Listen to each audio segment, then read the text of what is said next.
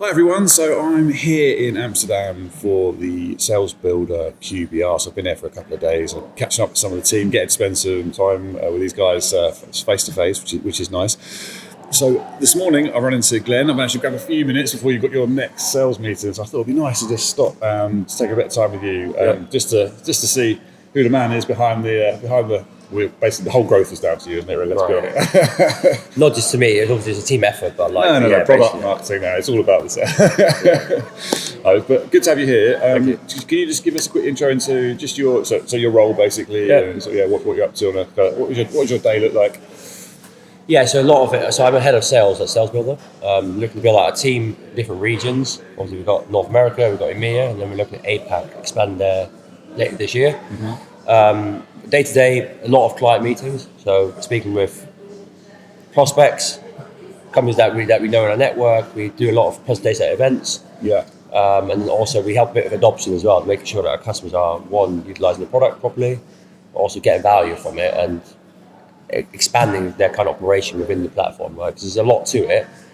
I mean, a lot of companies not using the full-fledged product, right? So we're trying to also create adoption so they get more value. So you're actually diving in and sort of actually doing some of the more technical, correct, deep dive stuff. Yeah, and also making sure the templates are like formatted properly. So really like helping with post-sales support as well. Right? We've got a team there. We've got Bart and Bram that do that predominantly, but I also help a bit with more the strategic, say, sales side, right? So if they can optimize their use of the platform. Okay. So once you had the conversation, you know that perhaps an MSP is interested, have started using it, you're just making sure, you're making sure as well that they extract the very most from the platform. Getting good use of it. So they get more value from it.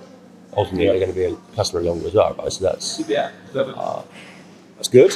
So tell me, you have obviously a lot of customer conversations. Yeah. So give us some of the pain points as you see them, so not necessarily our marketing points. Not that there's anything wrong with those, but the sort of the from the trenches. What is it people are really struggling with most? Let's say if you're a 25 user, 25 staff, input MSP.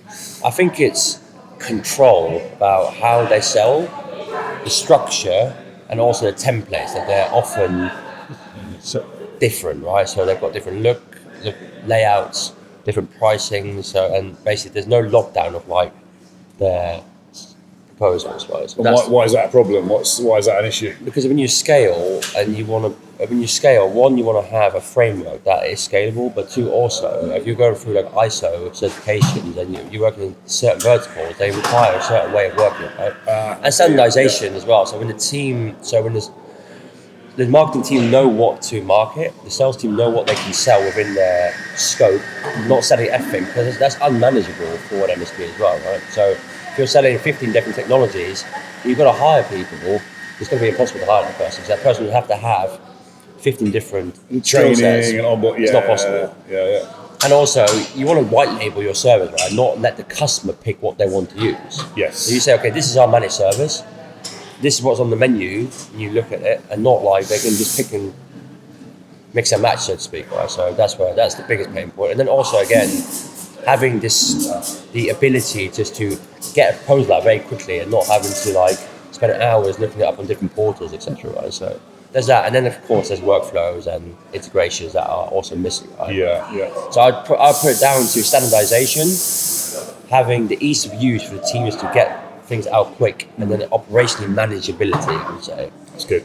So you obviously, as I said, you speak to a lot of MSPs. Are there any trends that you see that are like the top performing ones when you walk in? You think, these guys have really got it sorted. What are they doing? Would you say anything that the MSPs are watching can learn from? I think there's two things, right? One being the again back to the standardization of the portfolio, right? So okay, this is our service. We don't sell anything that's outside of our. It's a nice, concise portfolio. Out of our packages, out of our bundles, right? So, and the good thing is with our technology, they can bundle and add add-ons to specific groups and products in particular.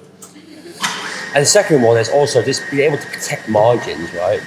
So knowing when we sell a service, this is what we're going to be able to get in return from a margin, a profitability standpoint. If you're selling a lot of different technologies, one is you're not getting the best value because it's all about economies of scale, right? Think about it. If you're buying, say, whatever, an MDR or an XDR or whatever you call it.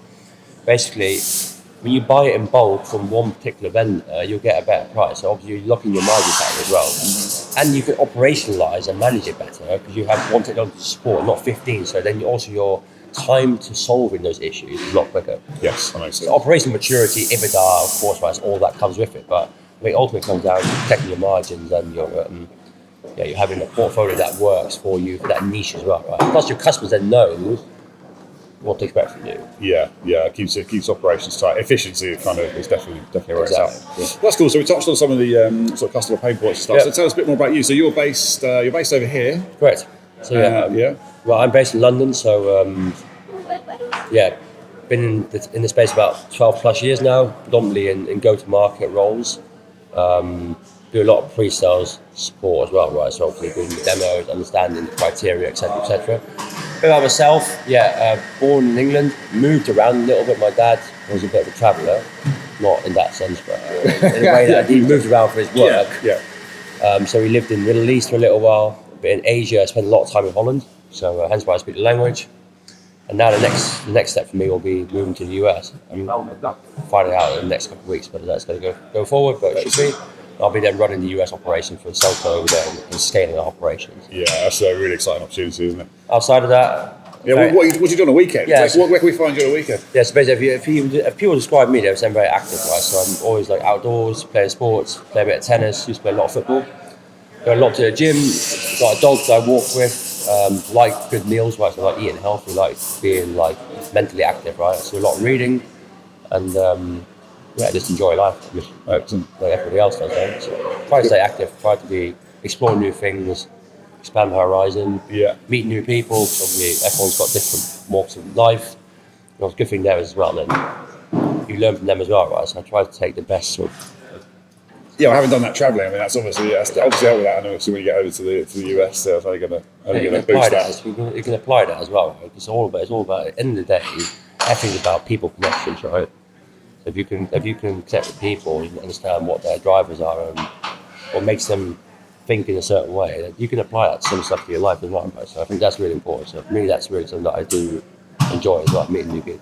I've noticed as well, in the limited time we spent together, I mean, you kind of, I think it's all right to say that you kind of geek out a little bit on the sales side, so that's actually the sort of the methodology behind it, and obviously you've got a lot of experience in this area, so I am looking forward to doing some content with you where you can actually help, what is predominantly a sort of technical business owner audience, sort of prove their sales and stuff. So ultimately, let's ask you, it's like an interview, 5 years time, where do you see yourself? What's the goal?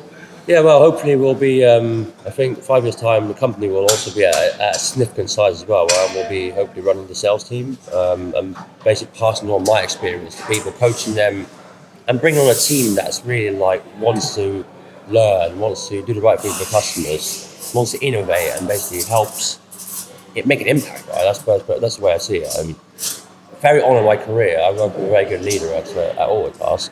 He basically taught me the ropes as well, right, as to how to just do what's right, do what's ethical, have that kind of authenticity about you, right? So I've obviously kept that, and that's stuck with me for a long time. So I kind of want to bring that over as well.